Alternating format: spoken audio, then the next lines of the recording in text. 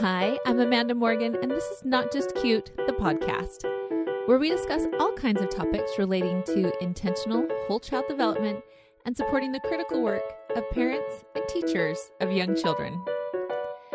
I was spending a little, or perhaps way too much, time on Facebook recently when an ad caught my eye. It began by pointing out that studies have shown that young children perform better on paper or pencil tests than they do on computer tests.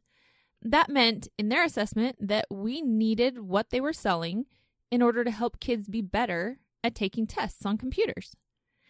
It's completely well-intentioned, I'm sure, but it still rubbed me the wrong way. Rather than focusing on how to help kids learn the content better, it was focused on the performance aspect alone. That rattled in my research-based brain. If our measure isn't valid, if it doesn't accurately measure what we want it to measure, doesn't it make more sense to simply find a better one?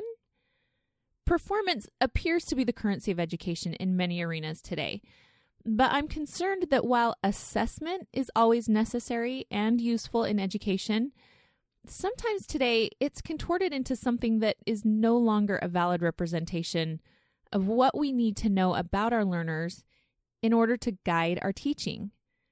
It becomes only about a performance. When we become focused on performance at the expense of real learning, our kids lose. I wrote about this concept last year and thought maybe we should revisit it today. And so this episode is a second read. Think of it as the audio edition of past blog posts.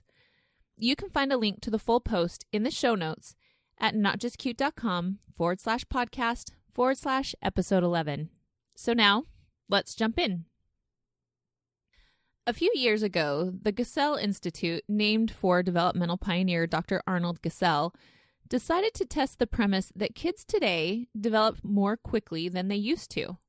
They took the developmental norms established by the work of Dr. 𝐷𝐞𝐞 in the 1940s and launched a 3-year study concluding in 2010 to gauge whether or not the same framework still holds up. What they found, of course, is that even over the span of decades, the developmental norms remain the same. While there are many, many quotes from that study's rollout that caught my attention, one that particularly made me think was when Dr. 𝐷𝐞𝐞, the director of the 𝐷𝐞𝐞 Institute today, responded to the question of why it may sometimes appear that children are capable of skills beyond their developmental level.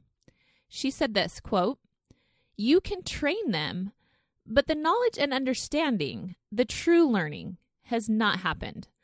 Our country has this hang-up that if the child can perform, that they know," end quote. It was that word, perform, that stood out to me most. It seems we really do have a hang-up with performance in our country. We talk about the importance of getting kids to perform well on assessments and how to make assessments out of performances.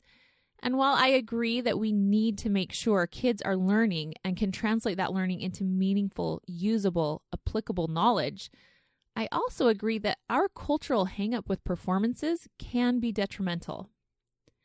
I remember back in high school learning a story about a horse named Clever Hans.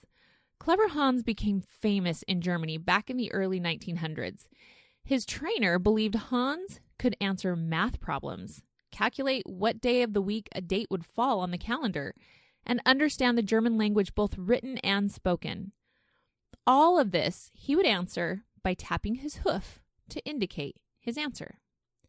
People, particularly curious about animal intelligence at that time due to the then recent writings of Charles Darwin, flocked to watch Clever Hans perform. This attention eventually spread to a group of scientists who set out to discover if and how Clever Hans had learned all that he seemed to. What they found was that Hans was certainly clever, but he wasn't doing math.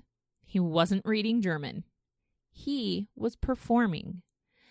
The panel of scientists discovered that Hans was using his horse sense, so to speak, to perceive the social cues around him and know when he had tapped long enough to arrive at the correct answer. It was amazing to think this horse was doing complex computations, but a horse's brain just isn't wired for that. Instead, clever Hans was using his senses to perceive expectations and perform as though he knew.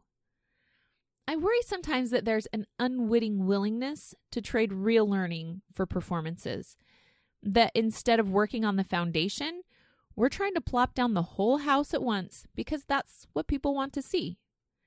We can get children to recite or to perform, but do they know? Are we trading real foundational learning for a parlor trick that simply gives the appearance of knowing? As Dr. David Daniel, psychology professor at James Madison University and managing editor of the journal Mind, Brain, and Education, stated in the Harvard Education Letter, quote, "The 4-year-old has a 4-year-old brain, and a 6-year-old has a 6-year-old brain. There are certain things connecting in a 6-year-old brain that are still being worked on in the 4-year-old brain," end quote. Getting 4-year-olds to do what 6-year-olds once did isn't necessarily moving forward.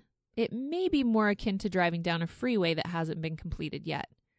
Let's not get so caught up with performances that we neglect to keep building the roadway.